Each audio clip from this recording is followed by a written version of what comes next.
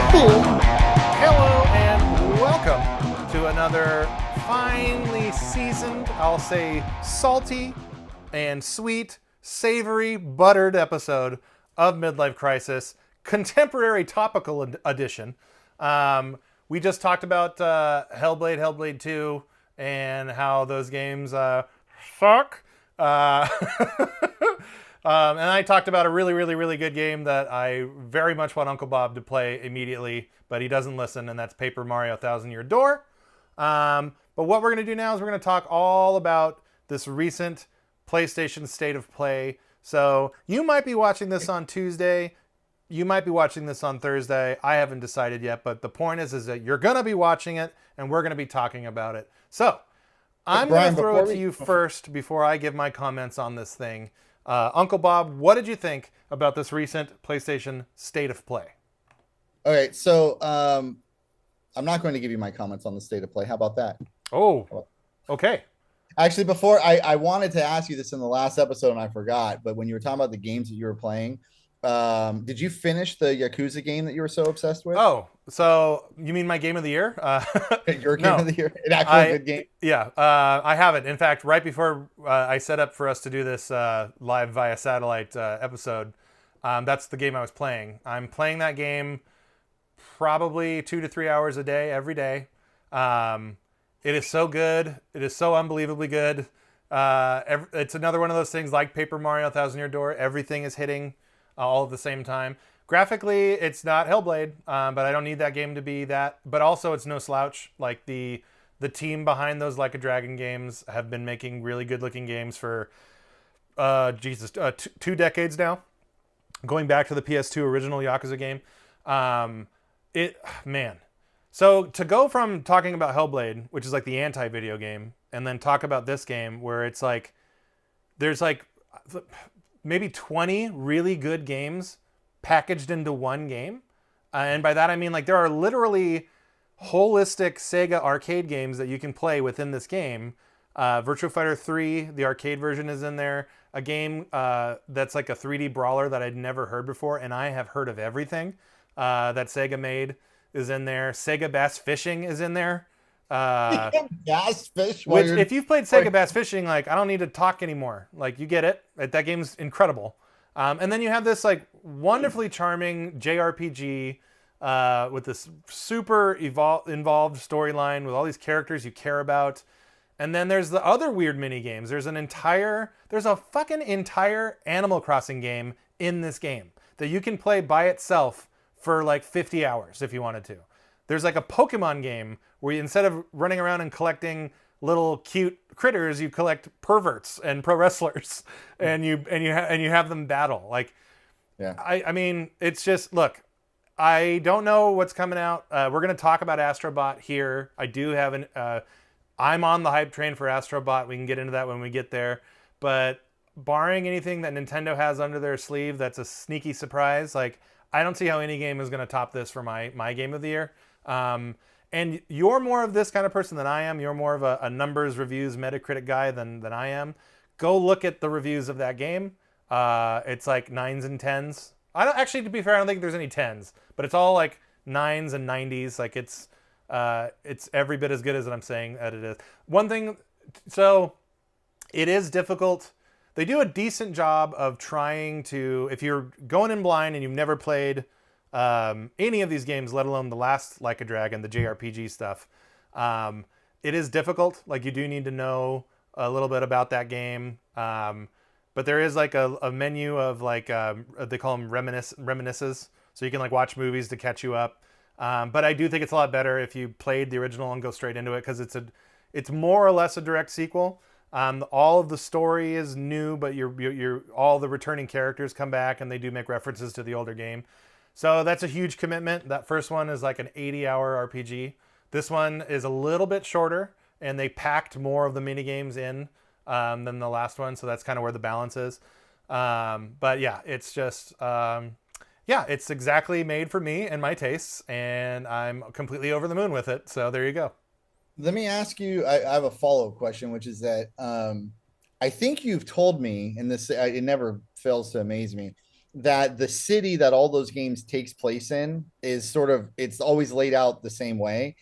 And then also the games, one of which I own, Judgment and the second Judgment game, are also sort of in that universe. Yeah. I don't know if they're offshoots or whatever. So that's true, right? I'm remembering that correctly. Yes. So I will try to pack this into a succinct little pocket of information.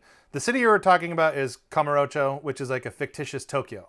It's a tiny little city from a PlayStation 2 game. That city is in pretty much every game. But the way they expanded the games is they would add new cities. Okay. So starting with Yakuza 2 for PS2, they added like a whole separate city, but you would have to go back and forth via taxi to the old city. In this newest version of the game, you go to Kamurocho as like a side quest, but that whole city is in the game as like this thing that you can entirely avoid if you wanted to. But yes, I've been running around in that city since 2005, and I know the map like the back of my hand. And yes, those Judgment games are in the same universe, and they take place in, I believe, Ijincho, which is another fictitious city. And then the Yokohama is where the new this new character Ichiban Kasuga is like he's based in Yokohama. The original hero of the series, who's also in this new game as like a co-star, is Kazuma Kiryu. He's from Kamurocho, which is fake Tokyo. That was probably very confusing, but I did my best. I've been playing these games a lot for a long time. And that's then my second follow-up question is, so you talked about how you don't care so much about story in video games. You're all about gameplay. When you play a game like this, that as I understand it, has great gameplay, but it's like the eighth game in the series that you've played, and there's all these characters that you know and places that are familiar to you. Does that do anything for you in terms of helping you with your whatever the Brian review score is? When you see it, it's like, oh yeah, back in this place, but it's been updated with the most recent graphics or whatever. Oh, that's cool. Oh, hey, here's this guy. Let's see what he's been doing since the last game that we played together. Does that work for you at all? Oh yeah, like so one of the reasons I love this series is the story. Like it's very compelling, like crime stuff, and I'm a fan of Yakuza movies from like the '60s and '70s, and so that whole deal, like that whole universe, has always been very appealing to me.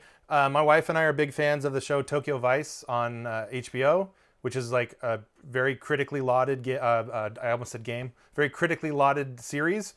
So that whole universe is I'm interested in, and this franchise of video games tells those kind of stories very well. There's peaks and valleys. Some games have better stories than others. Sometimes it's like a little farcical, where it's kind of eye rolling. But by and large, as a whole cohesive series, the storytelling is of a very high quality. And so when that's merged with all of the gameplay that's packed into these games, like that's why the series, that's why I've been playing this stuff for 20 years.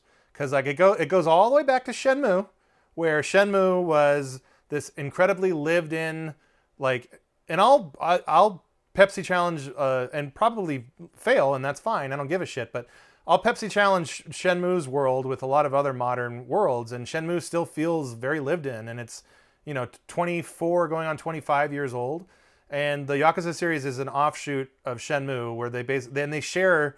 So I don't know about now because it's been so many years, but that original game shared a lot of the same people that worked on Shenmue, and they took what people loved about Shenmue, the environment, the story, and they just packed it full of what people didn't love about Shenmue, which is that it was kind of boring. You didn't do a lot. It was mundane. So like that's where we are today in 2024 with this last game, Like a Dragon Infinite Wealth. It is almost like the byline continuation of the Shenmue series, which you're never going to hear me say a crossword about ever because I'm not capable of it. So that is a really interesting point because we've talked on previous shows about the evolution of games and where we think games are going. And one thing that I said would be helpful in terms of helping with immersion and just like the next step into making something next gen would be if cities could feel more lived in. And I specifically thought about this when I played Spider-Man 2, which is a game that I enjoyed for the gameplay elements and the story elements. But the city itself doesn't feel that lived in, even though there's more people technically in it. But you're trying to convey New York City into a video game, and nobody's been able to do that with any degree of accuracy yet, because it's just that city as a city is just so dense. Yeah. And so one of the true opportunities that developers, and I know you're all listening, have out there is to just add more detail, more people living in it, more just personality to cities. And if anything, I'm a little worried we're going to get further away from that, because it's not going to be long, if it's probably already happening, where procedurally generated AI stuff is going to start popping up in video games, where cities are just sort of created by AI because it's easier than having environmental artists do that. Easier and cheaper, and that's one of the big problems with games today is the budgets are completely out of control. And your example of Spider-Man 2 that you bring up is a perfect example. Sony is not happy with those numbers, and that game sold like 20 million copies. And the fact that they have to share money with Disney, it's this whole thing. And so, yeah, it's a mess. It's just a mess. So on the one hand, I would like, well, I'm all for budgets going down if it adds to creativity in video games, or for AI to start doing things that would otherwise humans be doing. I know there's a lot of like sort of Sturm and Drang out there about layoffs in the industry, but there's just no debate that AAA budgets are insane right now. The point that I'm making, though, is that you can go back to 2001, and you can see a game like Shenmue, and I watched you and others play huge chunks of that game, and it blew me away at the time because it was just doing things that no other games were doing, and it was a city that absolutely felt very lived in. It's more like a town, I guess, in that game, but that was 25 years ago. Mm-hmm. So it's like you can do that, and you can create something that is as lived in, as sort of experiential for the player. And that hasn't really been done yet. I haven't played these Yakuza games, but the reason I thought of all this was just because I would imagine that for somebody like you who has played the games, going back and seeing that same city that you saw 20 years ago pop up in every game, and the store is always here, and this street is always here, whatever, that there would be something very, very cool about that, to see sort of the evolution over time. I'll just say one last thing, which is that I'm trying to finish Alan Wake, although this is absolutely true, and I don't mind saying it on camera. I had to take a mental health break from that game. That's awesome. Because it was just messing me up too much. So I haven't played it in about 10 days or so. I'm at the very end. I'm at the point of no return dialogue that you get. But that game, the city in that game is the same city as the city in the first game. And when you see it in the second game with all the new graphical details and flourishes, it was really fun to be like, oh yeah, I know exactly how the city is laid out. It's just 10 years newer graphics and more detail and things like that. That's actually pretty fun. So it's a really fun gameplay gimmick, and a fun thing that I like to see in video games. I wish that developers did more of it, and B, that there was just the word that you used in is lived in is just kind of the perfect word. I wish that more of these cities, towns, villages, whatever, felt more lived in when I'm playing through them. Yeah, I think that it's a real delicate balance. And a fine line the developers have to ride, because I do think that developers can kind of go out of control with that stuff.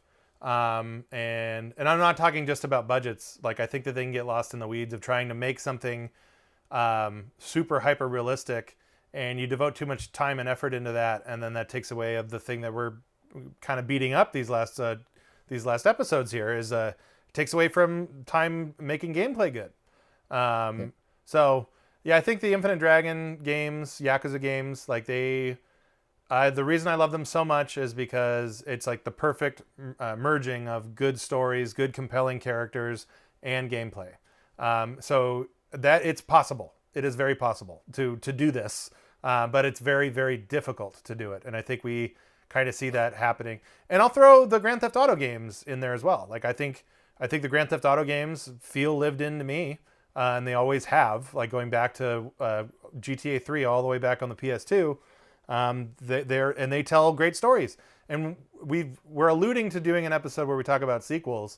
Like to me, honestly, genuinely, as someone who, my brain's broken in different ways than your brain is broken. But one of the it's hard for me. I'm obtuse when it comes to getting into very popular things.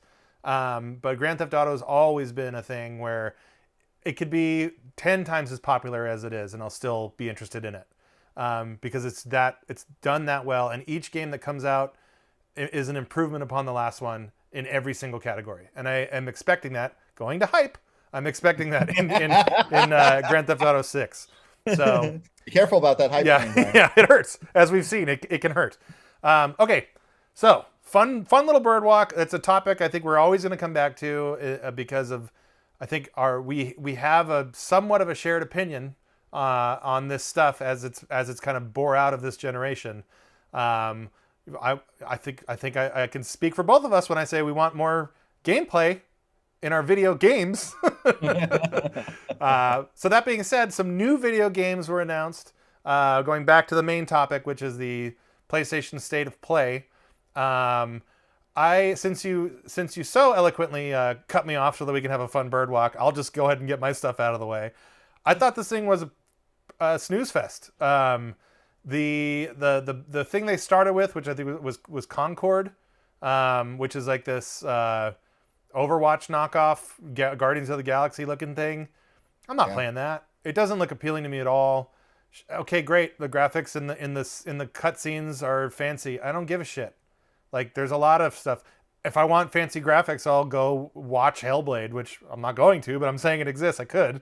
But I mean, like, look, maybe it's fun. Like, at least it's a shooter. Like, at least it has to have gameplay because it's a shooter. So, like, maybe that's going to be good, but it looks like a live service thing. It looks like, to be honest, like, it looks very cookie cutter to me. It reminds me of that DC game that came and went. What was it? Suicide Squad? Oh, Suicide Squad. Yeah. Like, even down to the characters, like the character, like, and clearly they're going after the Overwatch thing with like the hero classes and stuff like that. Like, I'm the big guy, so I'm a tank and all that shit. Nope, not for me. Moving on. So that did nothing for me. And then I don't honestly remember what comes next because of how tuned out I was. So this is the first, and this is maybe like kind of, I don't know, maybe it's like evocative of where I am with video games right now. But like, this is the first State of Play, Nintendo Direct, whatever you want, with these events that have taken over E3, where I'm fast forwarding. Like, I'm seeing the game, I give it like 30, 60 seconds, and I go, no, don't care. Fast forward to the next one. So I fast forwarded at least half of this thing. Well, and if you're fast forwarding, that means you didn't watch it live either. You would have watched a replay. Correct. Yeah, I was not watching this live because I couldn't. I was actually I work from home a lot now, so I actually had some work to do, so I couldn't have it on live. But to be honest with you, like, I wasn't really compelled to do that either. So, you know, and that's crazy. You know, last year we watched both of these things live. Yep. And it's funny, as I went back and listened to like some stuff that we had recorded last year and how utterly jazzed we both are on 2023, and how there were so many good games coming out, and it's like, and I heard that I heard this on a recent podcast. I can't remember who, so this isn't like my unique idea, but a lot, like, the reason why that last year was so good on PlayStation in particular is like we were basically playing delayed PS4 games, and there was a lot of them stacked up. And so they just kind of came out one after the other. And then now this is what we have to show for it. So it's just a down year on PlayStation across the board. Oh, definitely. There's two VR games that looked to me really, really good. And I was actually surprised to see any VR mentioned at all. I'm kind of happy to see it. There was the one like it looked RPG-ish, like middle-agey or medieval looking one with the swords and the spells and whatnot.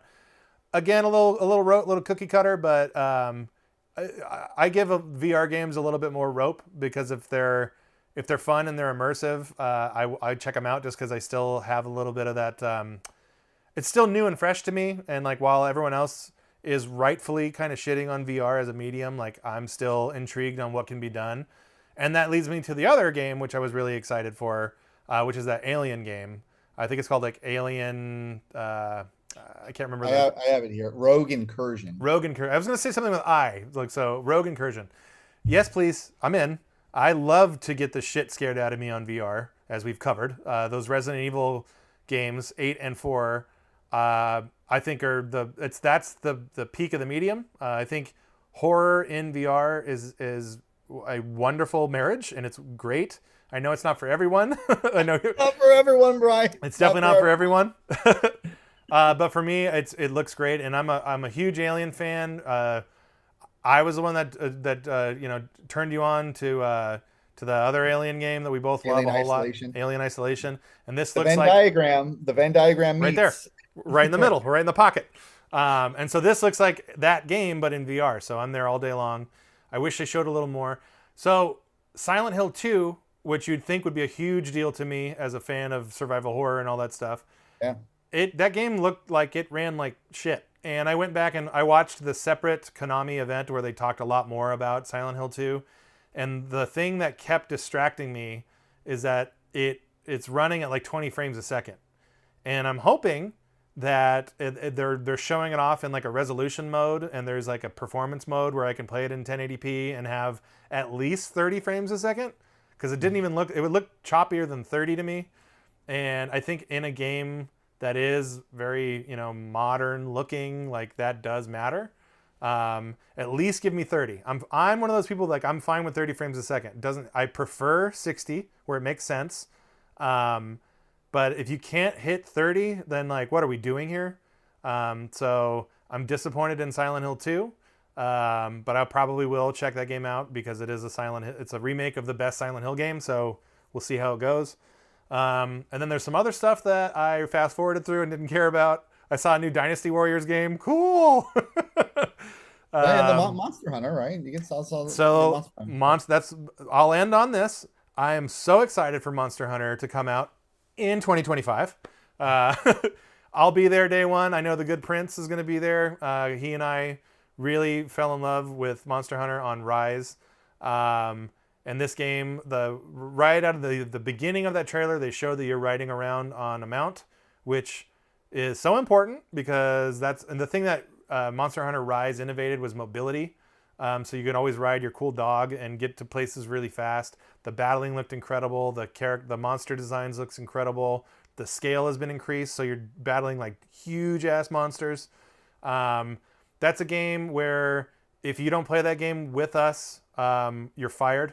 Just full stop, you're fired. So you're gonna play that game with us. Fire myself. And then I'll end on Astrobot, which Sony chose to end on too. And we've had a little side discussion, a little side debate that maybe we can get into at the end of this after your remarks about the state of play.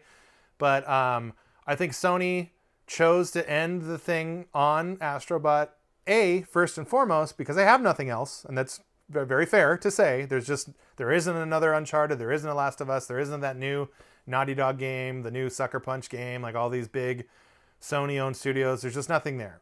However, I think Astrobot being that tentpole closer shows that Sony really does believe in it. They're trying to make Astrobot into a big thing. I went online and like looked at a lot of the like discourse that was going on, and Astrobot was the number one trending thing on video games after that whole thing. It was trending more than Monster Hunter World was. So like people are really, really excited about it. And the thing that I brought up to you in our sidebar discussion is that when you go back to the launch of the PS5, almost everybody, like, and I looked this up. I looked at like the impressions and the demographics of what games were being played, and like, not to say that the PS5 launch was like this big like wall to wall thing, but there were some games, like there's a whole new Spider-Man game. There was Demon Souls. There was some pretty good stuff.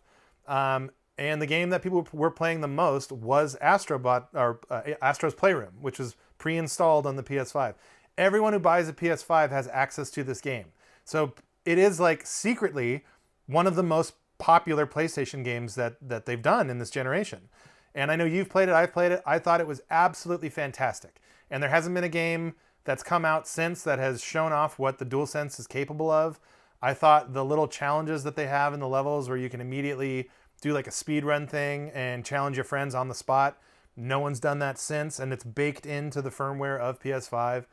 Asobi, I believe it's Asobi is how you pronounce the developer. They've already talked about how like there's going to be a ton more of that. There's like, the game is fully fleshed out. It is a fully fledged game starring these adorable robot critters And it's a fucking triple A game. It doesn't have shooting, it doesn't have explosions, it doesn't have any of that shit, which I think is what people think of with a triple A game. But I brought this up to you and I'll bring it up here. Mario is a triple A game. And if you don't think Mario games are triple A games, you're wrong. And Mario doesn't have any of those things. Pokemon is a quadruple A game, dare I use that stupid term that doesn't exist, because of the amount of people that play those games and are interested in them. It doesn't have, especially those last two ones, doesn't have the same technology by a long shot of like a Naughty Dog game or anything like that. But the amount of people that play them and the amount of exposure and the discourse that goes along with those games, it exceeds most AAA games. So like the term AAA game, I know it means one specific thing to a lot of people, and I am kind of making a stupid argument about like definitions. But I think Astrobot is like Sony. It has all of Sony, their weight behind it. Again, it's kind of by default because there's nothing else coming out this year. But I truly do believe that if there were things coming out this year, maybe it wouldn't have closed. It wouldn't have closed like a new God of War game would have closed, but they would have made a big stink about it because Sony has seen the numbers. They know how many people have played these Astro games. Going back to the PS4, like Playroom was baked into that firmware as well, which was like a separate thing where if you bought the PlayStation camera, which they were selling hard at the time, those characters were there. So they've kind of effectively replaced Sackboy as like this family-friendly Sony mascot. And in Astro's Playroom, which was the pre-installed PS5 game, they really showed that they can make a wonderful, well-crafted, very like thoroughly thought out platforming game. And this new one looks like that, but times 10. And I think, and this is me repeating a lot of the stuff that I was reading online, Astrobot is a game that is desperately needed in this generation. Desperately needed. So, and that's not just me, in my opinion, saying that. A lot of people are saying that Astrobot is a game that people are really, really looking forward to. And it's because of the exposure. Like everyone has played that PS5 game. Everyone has, I challenge you to find someone who played that game, either anecdotally or online, that has one negative thing to say about it. It doesn't exist. It's a wonderful game, and Sony is really putting forth a AAA-like amount of chutzpah of marketing, because they closed this thing out with it. Like they're putting everything that they have in this moment in time to push that game out, and it deserves it. I really truly think it deserves it. Here's a prediction. I think that game is going to be on best of the year lists. I definitely do. If I'm wrong, we can have a Hellblade 2 discussion. But when it comes to video games, good dear friend, I'm often right. So there we go. Now the floor is yours. You can talk about this thing, and then if you want to argue with me about Astrobot, we can do that. But what did you think about this recent state of play? So let me start. I think that in terms of the state of play, other than Astrobot, I believe we entirely agree. I was not impressed with the Concord trailer at all. When I watched the YouTube stream of it, it was somewhere between 10 and 15 minutes of a 35-minute show. I mean, it was a huge commitment that they made to that game to give it a CG trailer, a gameplay trailer, and then a brief interview with some of the developers. And it just did not land with me at all for all the reasons that you said. And the online reaction to it has been and really, really negative. Comments are mostly fall into a few different flavors. What you'd said about Guardians of the Galaxy or MCU style looks and dialogue and that sort of like bantery, supposed to be clever, funny sort of thing. It just doesn't work because it's old at this point. So that didn't really work. The gameplay looks like Overwatch, something like that. They're calling it a 5v5 hero shooter. One of the smarter comments that I read online is that it seems like a whole bunch of developers, and I remember you and I actually watched this happen in real time back in the MMO days of the mid-aughts. Everybody saw Overwatch become a big deal, and then so all this money went into all these projects to become like Overwatch clones, and now everybody's over Overwatch and hero shooters and all the rest of it, and all these games are coming out into a market that has no appetite for them at all. And we saw this with MMOs in the aughts. We've seen it with RTS games before. It's like there's a reason that the special games are special, and if you introduce new gameplay elements, the innovation that both you and I love, then people will kind of glom onto that. Oh, by the way, the irony of hold on a second. Oh yeah. That the shirt that I'm wearing is an Overwatch T-shirt as I kind of shit all over the game. So I bought it many years ago. I like the shirt. Anyway, so it's like there's all that, but if you're just releasing a game in a genre that is kind of dead or people have moved on from, and you're not, it doesn't look like you're really innovating anything in it, Right. then everybody's going to be kind of bored. And then the other thing that sort of is can dovetail from this is that I don't know if you saw this, but within the last 2 weeks, there's been reporting of leaks of a new Valve game. And normally that would get a whole bunch of attention because it's Valve. And except that the leaks show a 5v5 based hero shooter that looks exactly like Overwatch. So now we've got Sony hyping the hell out of this Concord thing, and Valve, of all developers, saying, well, they're not saying because it's leaks, but Yeah. development of their next game is being shown. And everybody's like, we're sick of this. This isn't cool. And for myself personally, I've never ever been an FPS guy ever. I've played Counter-Strike and I played all the major FPSs when they were fresh, but it just does not do anything for me. So for me in particular, this game, even if it was well received, wouldn't be very well received by me because it's just not my preferred genre. The fact that it's not my preferred genre and it seems to be recycling a whole bunch of kind of at this point old ideas, it's like, yeah, I mean, I see what you guys are trying to do here, but it's really you picked the wrong horse, Chief. Yeah. Yeah. It's like you should have done something either with more innovative gameplay or at least in a genre that people care about. If you're going to be a Me Too thing, be a card battler or a roguelike or something. At least that's the genre of the moment. Instead, you pick something that was last relevant 5 or 6 years ago.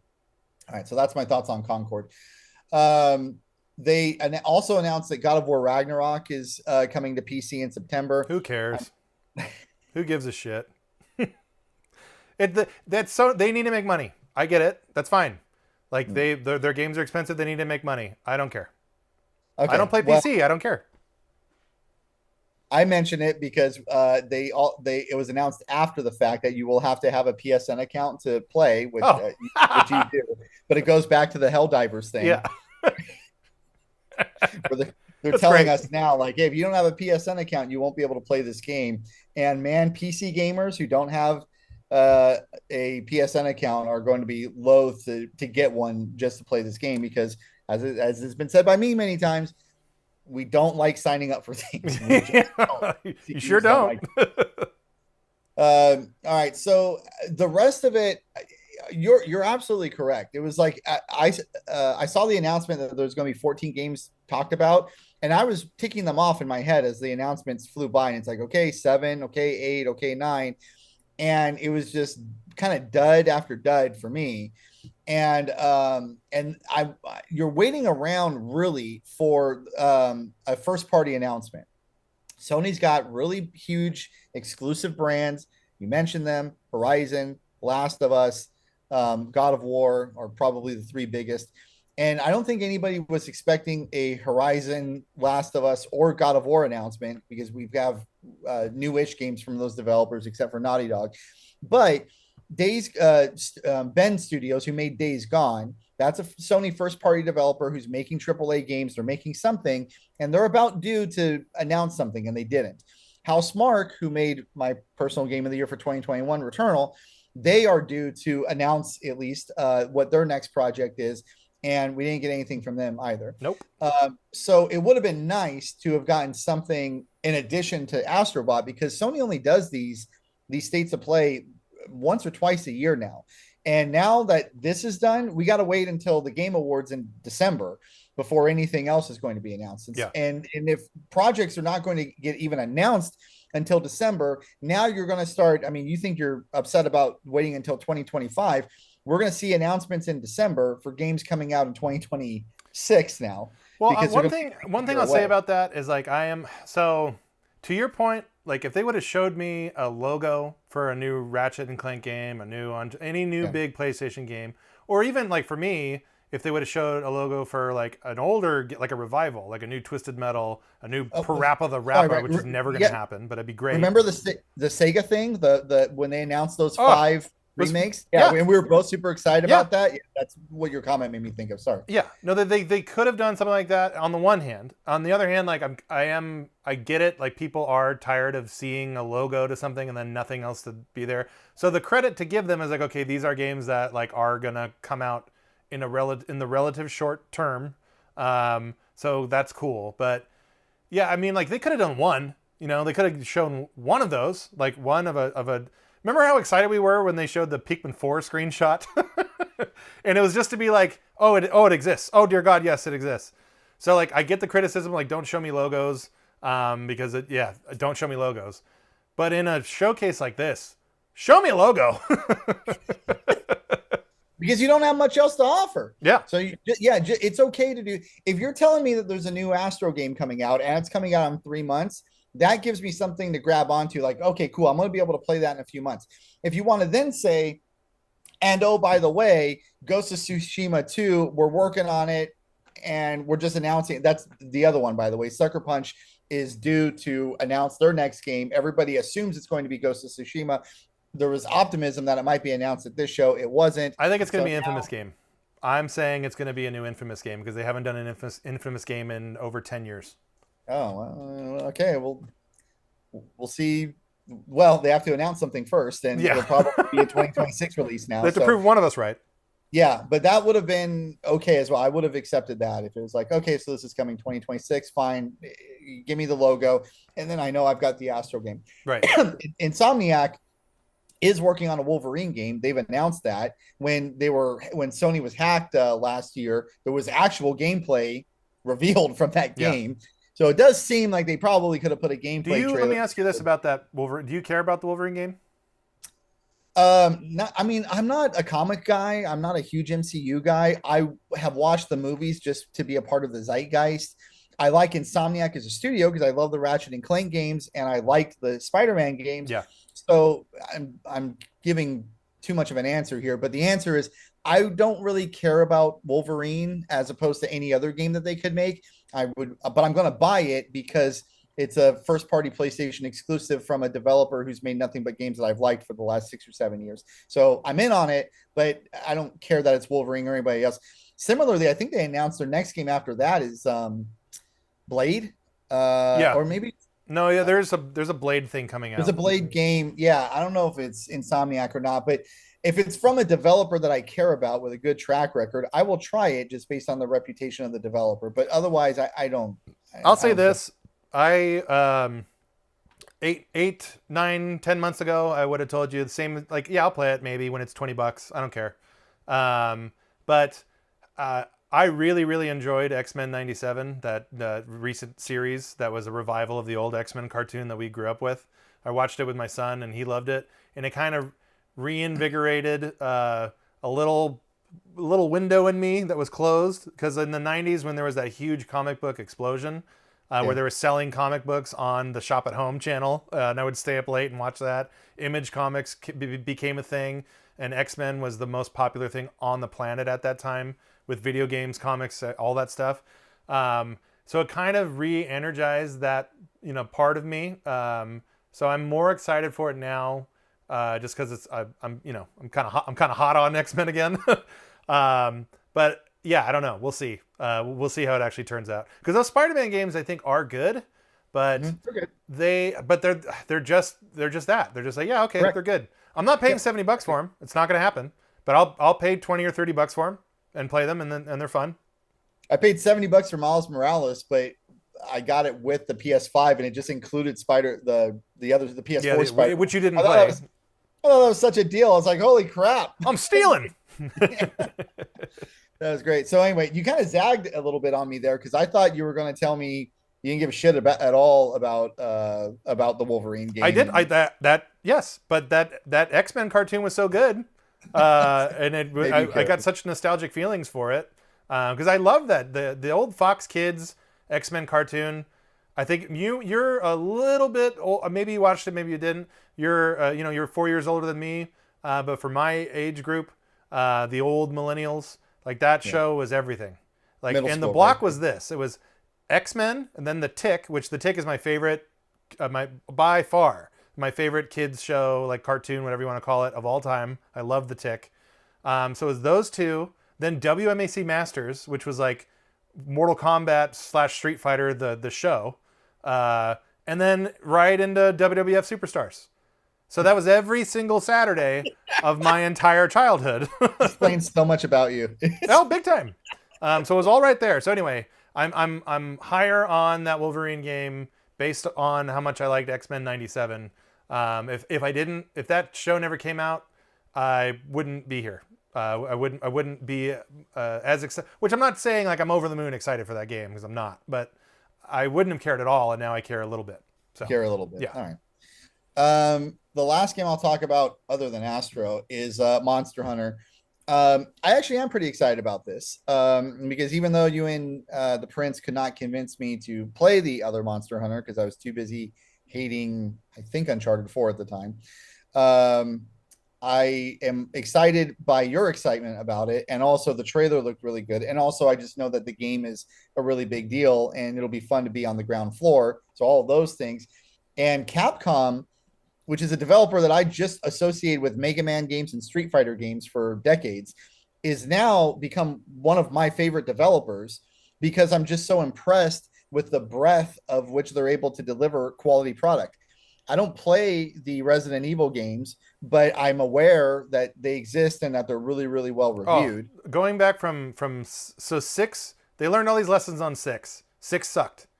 I'll argue 5 sucked too, but 6 really sucked. And so they took a bunch of years off and then did 7, which was the first one in first person. Resident Evil 4, the remake of Resident Evil 4 is not in first person unless you play it in VR, which is how I obviously recommend playing that game. But 7, 8, and the remake of 4, and the remakes of 2 and 3. So that's what, 5 games total right there? Holy bejesus. Every one of those is fantastic. They're super good games. When I watched the trailer for Resident Evil 2 during the state of play, I was like, she's in a graveyard and it's really foggy outside. Like, why would you go to a cemetery when those conditions? That just doesn't make any sense. And then the guy is talking to her and he's like, is this town dangerous or whatever? And she's like, yeah. And he's like, okay. It's like, well, she just said the town is dangerous. It looks abandoned. Just get in your car and go. Las Vegas exists somewhere. Go there. It's sunny there. Go to beautiful Burbank. On Main Street in Burbank, there's 3 model train shops, guy. 3 of them. I'm just watching this whole thing, and it's like, why would you stick around here? This looks like an awful place to be. Yeah. So, anyway. So Capcom makes the Resident Evil games.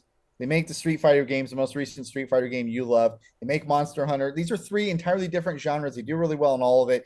You just blew my mind, and then I think the last episode that we did, when you told me they also made Steel Battalion, yeah, right? They have the ability to do the creative stuff as well. So, I mean, I know that developers existed for like 40 years, but my God, turns out Capcom is a really good developer, Brian. Yeah, it definitely turns out. Turns out. So I'll be checking into Monster Hunter. I will put a lot of hours into that. I am a little afraid. I think will that come out? That's going to be a Sony exclusive, right? That'll be on PC as well. Well, yeah, and you're gonna have to play it on PC or Xbox to be able to play with the Prince and I, because he only has an Xbox.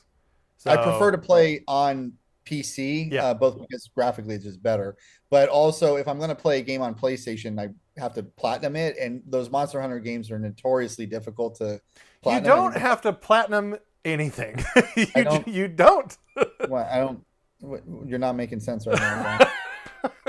All right. So anyway, I have to play this on PC then, so I don't have to worry about the platinum. Okay.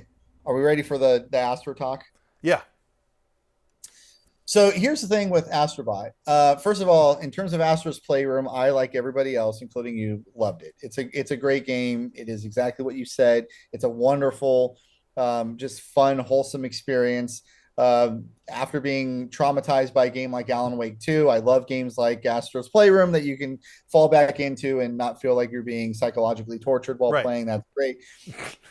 And it really is the best utilization to this day of the DualSense controller. It makes use of all the features.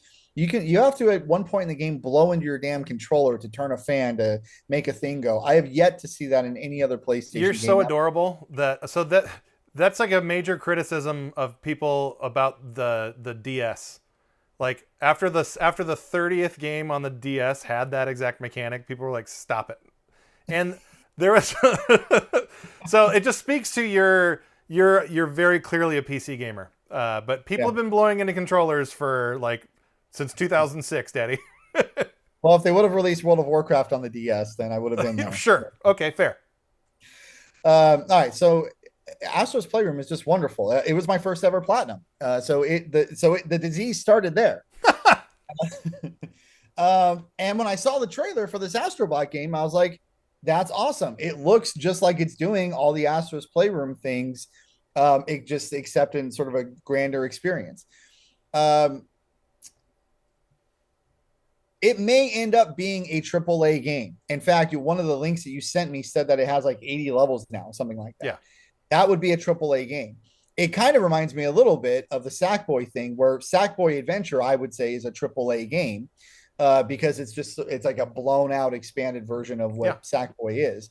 But you might not have thought that it was going to be that because nothing in the history of Sackboy said that they were going to make that kind of game. So when I told you I didn't think it was going to be a AAA game, it was because the developer had never made a AAA game because Sony themselves said that they had no plans for, they used the word major games to be released this year. And because Astro's Playroom was only a little 5-hour experience. Now, if they end up charging $70 for it, and we don't know what they're going to charge because pre-orders don't start for a week, and if it ends up having 80 levels, that's obviously indicative of a AAA experience. You don't pay $70 for AA games. You don't put 40 hours into AA games, most AA games, and they don't have 80 levels associated with them. Well, I'm going to cut you off right there, guy. So Uncharted, AAA game, right? Sure. There isn't a single Uncharted game that goes past 20 hours. Yeah. So I mean, like that to me, like that's not a qualifier of what a AAA game is. In fact, Oh, the length of the game? there's games that are AAA games that no one would dispute that are AAA games that are 10 hours or less. So I don't think that means really anything in terms of what a AAA game is or isn't. Well, let's try it this way then. Is Astro's Playroom a AAA game?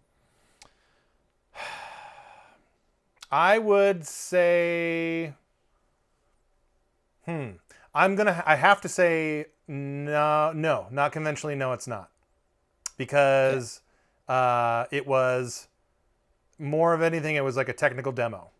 But what I think what it did do is it turned into, and I don't think I don't think they even knew what they had really.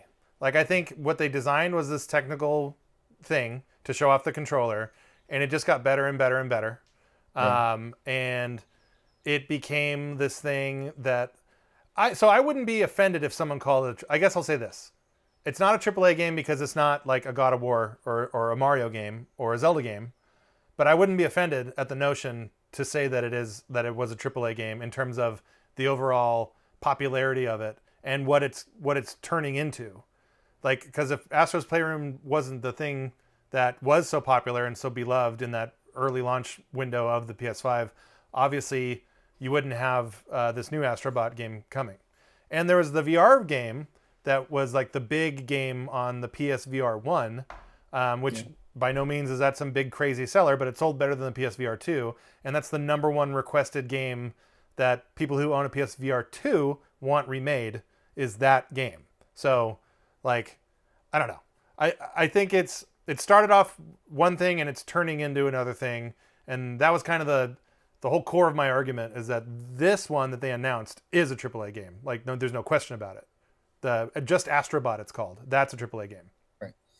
Right. And so I don't think that the first one is a AAA game. I think I'd be more definitive about it than you would be. I think that the second one could be, but for me, it'll be based, largely on the price and then the scope of the game. I think it's hard to tell that something is a AAA game by just looking at a trailer for it, especially when the publisher of the game says we're not releasing any major games this year, but then they want to convince you that this is actually a major game. So it's Well, like, guy, I think that they like first of all they this game was pretty well guarded. It only started leaking last week.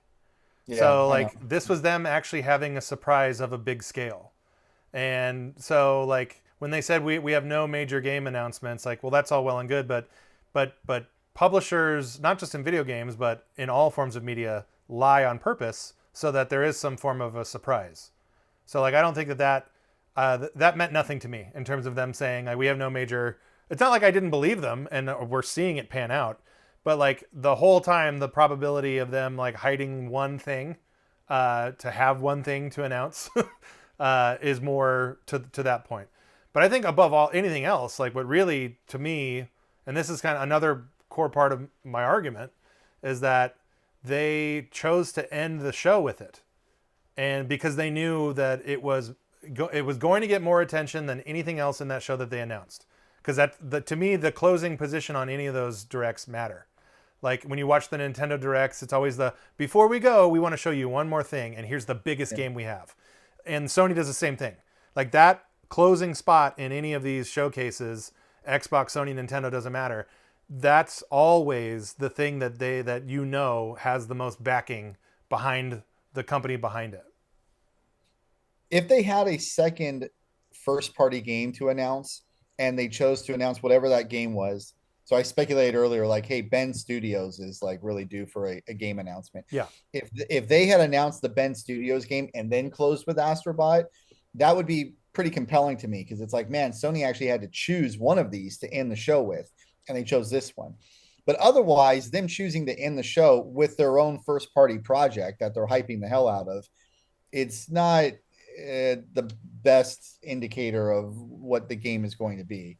Well, we're going to very much disagree about that. I think it matters totally. Like the fact that they closed with it. If anyone closes anything with anything, the reason why is psychological. It's they want you to remember that.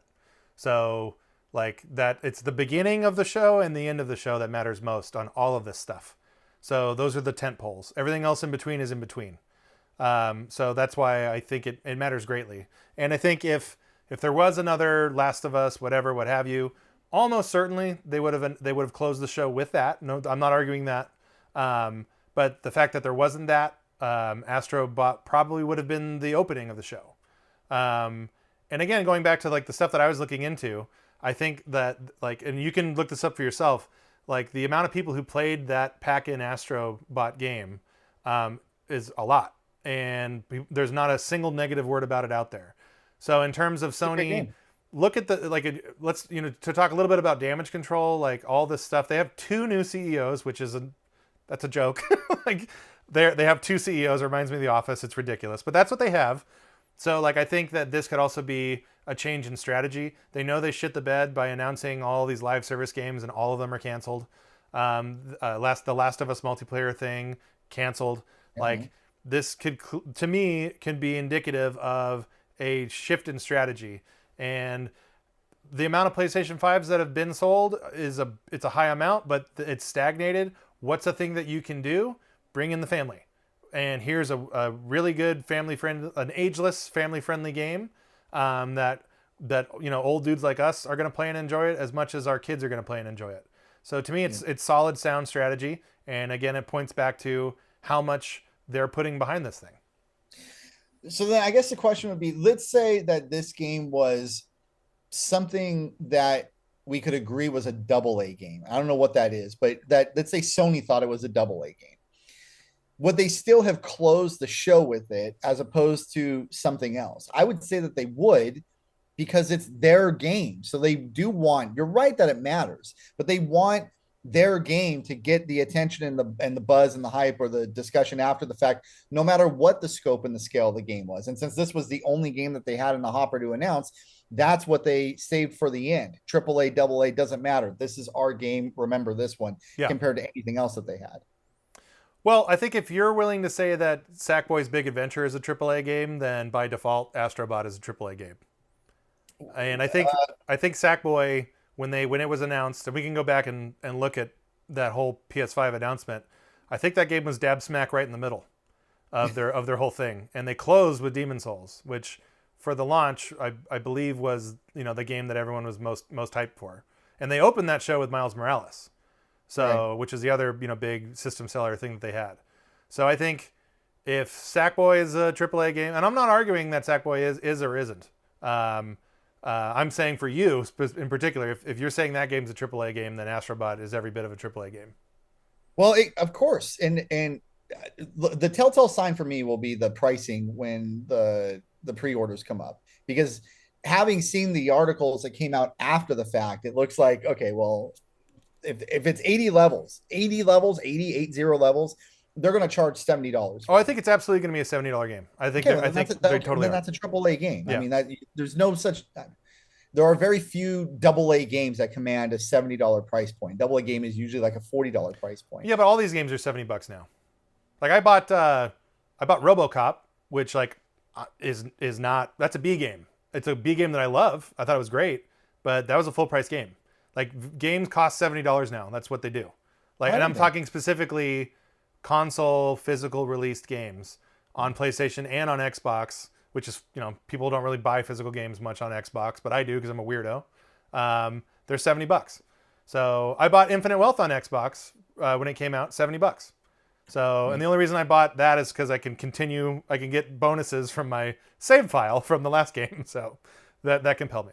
But yeah, to me, pricing, I think you have a point by saying, like, if the game comes out and it's only $20, it doesn't fit in the same category as other things. But I think by and large, that median price point for a major console release, whether it's Mortal Kombat 1, Street Fighter 6, Resident Evil games, those are $70 games now. And in the last generation, they were $60. And in the generation before, at least on PlayStation and not on N64, they were $50.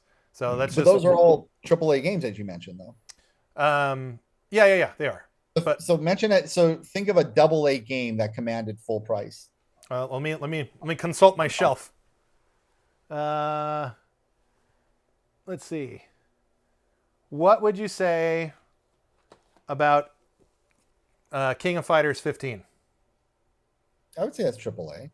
I mean, that's a really known franchise. King of Fighters? I think so. Don't you think so? It does to me, but I have a Neo Geo tattoo. So I would not say to any normal person on the street who plays Madden or Call of Duty, no, they don't know what King of Fighters is, but that was a $70 game. I'll go deeper then. Let me go deeper. Along the same lines, though, this is a Guilty Gear. It's a $70 game, Robbie. That one's harder to defend. Yeah. It's just what these things cost. The price doesn't matter. It matters until it doesn't matter. And when it doesn't matter, it's because it's a budget game, like a budget release. So perfect example going generations back, Katamari Damacy, they had no idea what to do with that game because it was a risk. And that game came out at $20. And that's part of the appeal for many, many people. It was like, well, what could go wrong? This game's only $20. And it turned out to be a monster hit. So the pricing doesn't really matter. I think this is my PC brain infecting this again, because I paid less than that for Hades 2, which you've been paying less for video games for like 2 decades. Yeah. So that could be a part of it. And also, I mean, the fact that it's a first party release also tends to mean that it's AAA. But hey, that's fine. I never actually said that it would not be a AAA game. I just saw the trailer and I knew the history of the developer and my 5-hour experience playing Astro's Playroom, and I was like, "Well, okay, cool. Probably a not AAA game." Well, what about No Man's Sky? What's No Man's Sky to you? That's also harder because it's the easiest indicators for a AAA game for me. The easiest, not the only, the easiest indicators are an established franchise or a major publisher behind it. You could also point to like budgets and things like that and say like, okay, well, if there's enough money put into the product, then it should be a AAA product. No Man's Sky had none of those things. It was a development team of 20 to 25 people. I would not say that it was, okay, now I'm actually fleshing it out. At least when it came out, I would not say that it was a AAA game. Well, let me throw this to you though. All right. No Man's Sky was like they mentioned it on the Sony E3 press conference that year, and it was a major thing. Like they devoted a lot of time to it. It was one of the most talked about games of that whole show for them. Now, Yeah. set the release of the game aside. It was definitely a Peter Molyneux level of overpromise, underdelivered. But in terms of the positioning of the game and how much backing Sony put behind it, it was an unproven developer that had never made a AAA game before, and they gave it so much energy on that show, and they were right to do it because everybody talked about that game. It was probably the game that was most talked about after that show. So that kind of knocks out some of your other qualifiers for.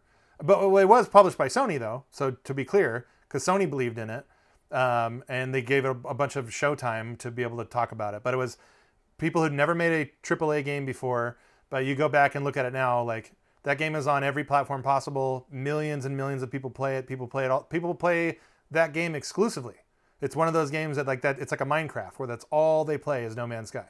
So that to me, that's a AAA game. For me, you listed your definition of a AAA game. For me, a AAA game could be anything. Really, could be any game.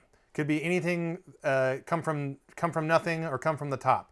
What matters is what is the discourse about it. So Terraria is a game that people have been playing for 14 years. Minecraft is a AAA game. Absolutely. And Minecraft was made by a couple of dudes and was released to pretty little fanfare when it first came out. And there was this huge build, this slow build to where Minecraft is today. Roblox, that's a AAA game. Same story. Roblox is the most popular game on the planet right now. So like, how is that not a AAA game? I'll end with this because we're running long, but I'll let you rebut here. When I say, for me, I think the term AAA has been co-opted to mean a specific thing. So like an Uncharted game, a Call of Duty, a God of War, all those things. And I'm not going to argue. I think they are AAA games. My argument is that the umbrella of which AAA games exist is and should be larger than what we accept. I do think that the common acceptance of the term is those God of Wars, Uncharted, Call of Duties, all that stuff. I think that is what most people think. But for me, my weirdo outsider brain, that's when I throw in games like Zelda's AAA, Mario's AAA, Pokemon's AAA, and it has to do with the popularity and the discourse and the amount of people that go in and play those games and give those games the legs that they have. So Minecraft, Roblox, all those things to me are AAA games. But I think the common definition of a AAA game is more to what you think it is. And I'm not shitting on that. I think that's what it is. I just think that the term should be broader than the co-opted term that it is now. All right. So before I rebut, I have some questions. So first, if you take the Minecraft example, are you saying then you would not say that Minecraft was a AAA game the day that it was released 15 years ago, right? Correct. I would say that it evolved into a AAA property. It became a AAA game over time. Same with Roblox and Terraria and all that stuff. Yeah, as a live service. Okay. Yeah. So at least in your view of things, then a game can become a AAA game even if it doesn't start as a AAA game over time based on the development of it. But a lot of what you're describing, though, I think talks about the popularity of the product. Roblox is a very popular product. Minecraft is a very popular product. So how much of a role does that have as opposed to something like the budget of the game, the IP recognition of the franchise involved, if there is a franchise involved, and the marketing apparatuses behind it? So that's where I think that's the common definition of it. The common definition of a AAA game is that it's got hundreds of millions of dollars invested in it out before it's even released, and that's in development costs and in publishing costs. That is, I think, the de jure accepted definition of a AAA game. My definition of a AAA game, or really if you want to expand, would be a AAA property, is what something can become to. And I think the inverse is true as well. So that game, Days Gone, that you brought up earlier, I think Days Gone is a completely forgettable, it's a 6 out of 10, completely forgettable piece of shit. That I've never had an interest in it at all because it looked so similar to other things. But there's a lot of money that was put into it, and that game was a flop. Like it didn't do well at all for Sony, and it was the first game that got ported to PC because it was the first game that needed to recoup its budget. So like I think, and then another more recent example of a flopped quadruple A game is that Ubisoft Skull and Bones thing. Right. So like that game, same thing. Like it's a giant flop. It's already down to $30, and people still aren't buying it. So like I think the idea and the concepts of and expectations of what is supposed to be a AAA game, that is malleable. And like what we think of is going to be this major huge hit, when it flops, and it does happen. The examples I just listed, like how could you say that that's like a AAA thing? And then the other side of that would be, your mind, like the Minecraft. There's like TV shows, and you go to a store and there's rows of Minecraft merchandise. Same thing with Roblox, all that other stuff. How is that not a AAA property? Same thing with the Mario game. Like that movie was the biggest movie of the year when it came out, and we've grown up with Mario literally our entire lives. And like the value of that property is billions and billions of dollars, and yet when they make a new Mario game, I mean, I don't know. I'm just going to throw a number out there. I'm guessing Mario Wonder maybe costs like $15 million to make, and it recouped that money back in a fart. In one fart, it made that money back. So I do agree that like AAA is this narrow little window of what we consider a AAA game to be. But I think my argument, and maybe my argument has changed or whatever, is that from a broader standpoint, a AAA property is a much bigger deal, and something can start from nothing and become one of those things. And the inverse is true too, where the expectations of something that has a AAA budget, marketing and development costs, they can come out and be a total failure. That Suicide Squad game, perfect example of that. Launched and was dead on arrival. So what then would you, so first everybody would say, I think, or any serious person would say that Mario games are AAA games. I don't think any person whose opinion I would take seriously would say, no, this is not, Mario Wonder is not a AAA game. I don't think anybody would say that. But it does make me think though, when you talk about a game like Suicide Squad or any of those other flops that you mentioned that are all flops, if those are not AAA experiences because they're bad games, then what do you say about them? You just say what, they're double A, they're single A, they're just bad games, they're AAA games that didn't meet the AAA expectation. My argument is that none of the A's matter. Literally double A, like none of that shit matters at all, because I think that all the games that I listed that evolved and grew into these AAA properties, like no one was really expecting that, and you can't predict those things either. Obviously, you couldn't predict a Katamari Damacy being the hit that it was. You couldn't even predict Grand Theft Auto 3 being the hit that it was. So like, there is an idea where like a company will make a game and have those ideas of grandeur, like, well, this is going to be this huge thing, and sometimes they're right and sometimes they're wrong. But I think that I've always thought that the ideas of like putting games in these boxes before they come out and make a splash and do what they're going to do, I think has always been stupid, because you can never tell when something is going to be this explosive, multi-decades, multi-generational hit like Mario, like Pokemon, like Call of Duty. Like you can never know when that shit's going to happen. You can control obviously the amount of money that you're going to put into marketing something and the development costs. And for the like, I'm okay if you guys want to call that a AAA game or a AAA experience. Like, I'm not going to say don't. I just think that the whole thing is kind of stupid though to quantify and categorize those things, or maybe I think it's stupid to need to be able to do that. Because like one of my favorite games of all time, and I've mentioned on the show many times, is Deadly Premonition. That game means a whole lot to me, and it means a whole lot to a lot of other people. And it came out, it was $20. There was literally one person who believed in that game and thought it would be like, not necessarily on a Grand Theft Auto or Call of Duty level by any means, but they did think that when people played it, they would get it. And that's what happened. And that person's name is Shane Bettenhausen. He was fired. He was a game critic for years. Like he came from EGM and he was on 1UP and all this other stuff. Then he went to go work for the publisher Ignition, and he alone championed that game and convinced Ignition to pick up the rights of this weirdo Japanese game that was basically an interactive Twin Peaks and release it here for $20. And people love that game. Like it's in a lot of people consider it one of their favorite video games. I'm one of those people. It's one of my favorite games I've ever played, and it's dog shit. Like, it's terrible control. The graphics are bad. Like, all of those things. So a lot of that stuff, I think for me, is subjective, and for a lot of other people it's subjective. It might not be as subjective for you and other people as well.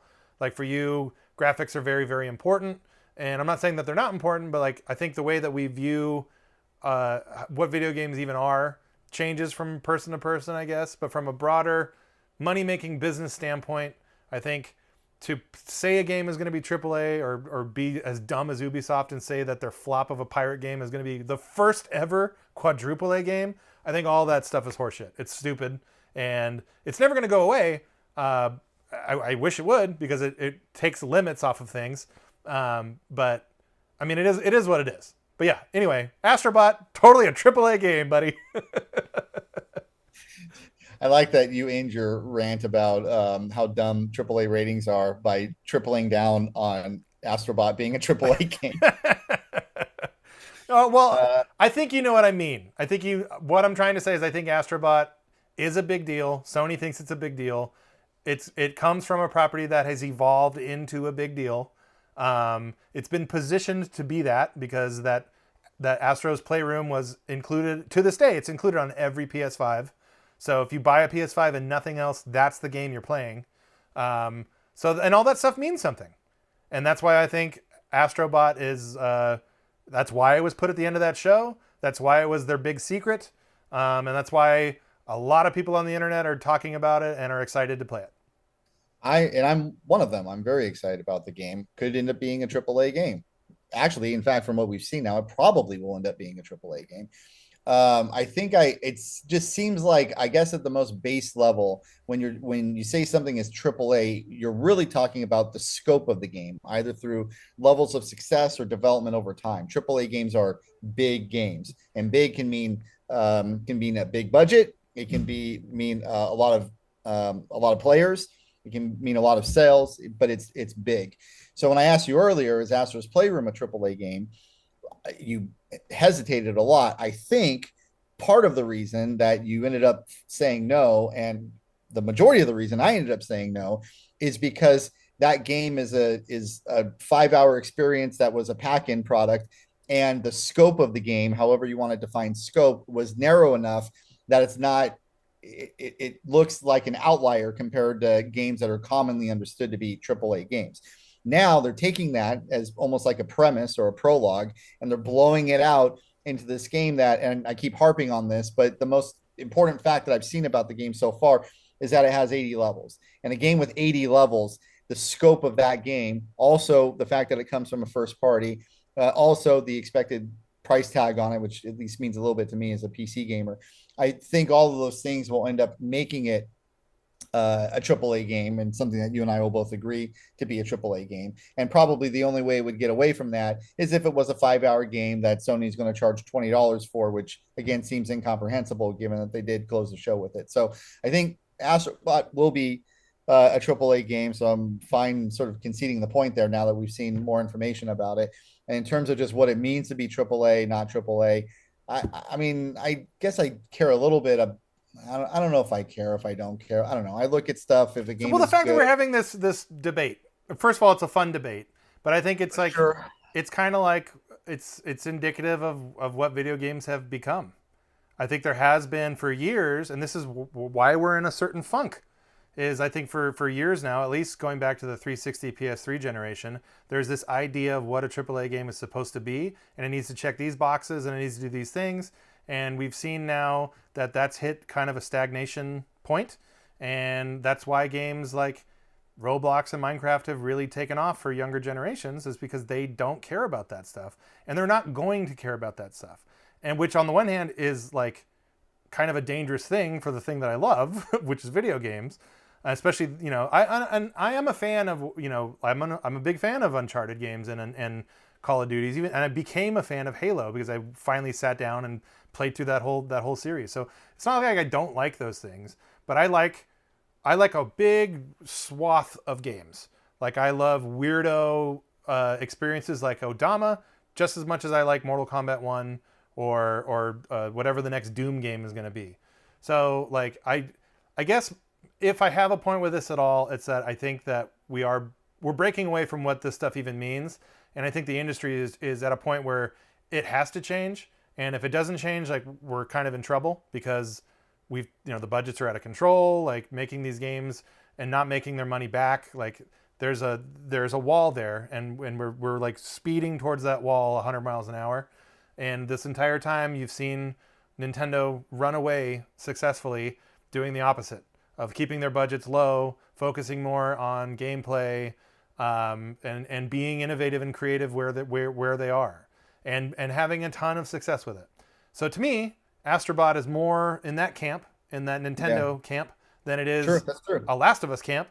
And I think that PlayStation needs that. And I think Xbox desperately needs something like that. Well, they both do. This generation desperately needs it. So I'm very excited for it. I welcome it. And I hope it is a huge success. I hope families do get involved in it and kids like it, so that the type of video games that I love continue to get made, because I do think that that's kind of in jeopardy right now. I don't have anything to add except to say that the Nintendo Entertainment System came out in 1985 when I was 5 years old.